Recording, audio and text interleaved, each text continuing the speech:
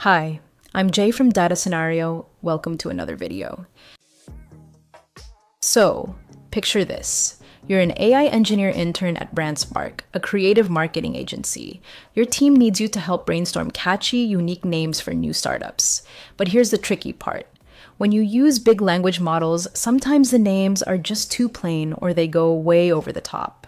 Your mission is to figure out how different AI settings like temperature, top K, and top P can help you control how creative or random those names get.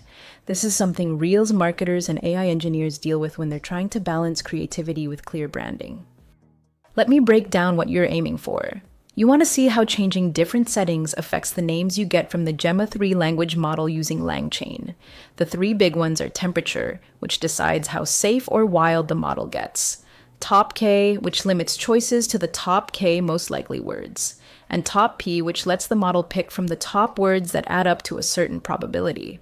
By adjusting these, you'll see how the style and creativity of the names shift. Now here's the first step. You need to bring in some important modules from LangChain. These include Ollama LLM, which lets you use the Gemma 3 model, prompt template for building your prompts, and runnable sequence to connect everything together. These tools are what you'll use to control how the model comes up with names so you can play around with different settings. So, I am going to go ahead and import Ollama _LLM from LangChain _Ollama, prompt template from langchain.prompts, and runnable sequence from langchain.schema.runnable. Think of these as your main building blocks for working with language models in Python. Next up, you need to set up the prompt. The model needs a clear instruction so it knows exactly what you're after, a creative startup name based on a specific idea. By making a prompt template, you make sure the model always gets the right context, which is key for getting names that actually fit what you want. So, I am going to go ahead and create a variable called prompt. I'm using prompt template and I'm telling it to expect an input called idea. Then, I'm giving it a template, a fill-in-the-blank message that asks for a creative startup name based on whatever idea you give it. Whenever you plug in your idea, it'll help you come up with a cool name. Now, it's time to pick the product idea you want to generate names for. Imagine you're working with a startup that helps people swap unused electronics with their neighbors in the city. This clear business idea will help guide the model to come up with names that really fit the purpose and vibe of the app. First up, I am going to create a variable called idea and set it to a string that describes an app, one that helps people swap unused electronics with their neighbors in the city. So, this is where your app concept lives. Let me show you a way to make your experiment smoother. You'll set up a helper function that lets you quickly change the sampling settings, like temperature, top K, and top P, and see how each one affects the names the model comes up with. This makes it easy to test different combinations and watch how the results change. So, I am going to go ahead and define a function called run underline with underline sampling. This function takes in three things: temp, top underline K, and top underline P. Inside the function, I am going to create a model variable using Ollama LLM. I'm setting it up with the Gemma 3 model and passing in your temperature, top underline K, top underline P, and telling it to only generate up to 20 tokens.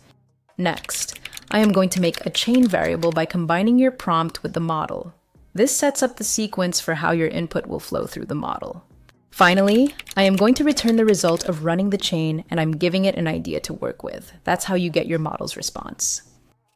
Now, it's time to run your experiment. You'll try out different combinations of sampling settings and collect the names the model suggests for each one. This way, you can directly compare how each setting changes the creativity and style of the names. So what's happening here is, I am going to create a variable called outputs. It's a dictionary, which just means it's a collection of key value pairs. Each key is a label, like deterministic, t equals 0, or creative, t equals 1.0. For each one, I'm calling a function named run underline with underline sampling and passing in different numbers to change how the function behaves. This lets you compare different ways your code can generate results, just by tweaking the settings. I'm going to run the code, and this might take some time. Please take a moment to like this video, as it is going to be a great help, and don't forget to subscribe to my channel.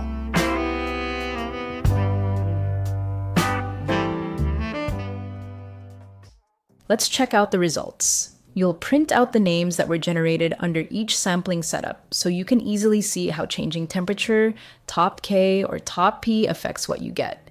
This side-by-side look really shows the impact of each setting. First up, I am going to print out your startup idea using an F string to drop the actual idea right into the message. Next, I am going to show a quick headline, letting you know you're about to see some sampled startup names, each with different sampling controls. Now, I am going to loop through each label and name in the outputs dictionary and print them out so you can see which name goes with which label. Now let's think about what you've seen. When you set the temperature low, the model tends to play it safe and often repeats itself. If you turn up the temperature, the names get more creative, but sometimes they can be a bit too random. Top K keeps the model focused on the most likely options, while Top P lets it pick from a wider set based on probability. As a marketing intern, knowing how to use these controls is super helpful for finding that sweet spot between creativity and clarity in your brand names. To wrap up, you've just built a mini lab for experimenting with AI sampling controls. This tool helps your team pick the perfect naming style, whether you want something bold and fun or safe and reliable. And remember, you can use this same approach for other creative tasks, like writing ad copy, social media posts, or product descriptions. So, what kind of project would you try this on next? Drop your ideas in the comments. Thank you so much for watching this video. Don't forget to subscribe my channel and see you next time.